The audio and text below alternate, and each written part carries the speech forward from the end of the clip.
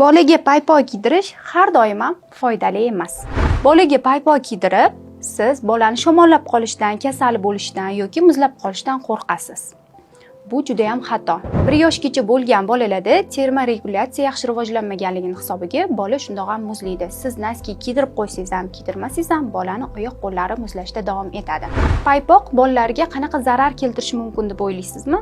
Hozir tushuntirib o'taman. Paypoq kiydirgan bolada qon aylanish buziladi. Bundan tashqari bola o'sayotgan organizm hisoblanib, bolani oyog'ini siqishda davom etadi va o'sishga to'sqinlik qiladi. Bolani oyoq va qo'llarida nervlar joylashgan, ya'ni motorikalari joylashgan. Bu motorikalar orqali bola o'zida ko'proq informatsiya olib, o'sib ulg'ayadi. Siz tasavvur qiling, farzandingizga kun davomida qo'liga masalan perchatka kiydirib qo'ydingiz va bola kun davomida o'ziga kerakli bo'lgan narsalarni olmadi va informatsiyani qabul qila olmadi.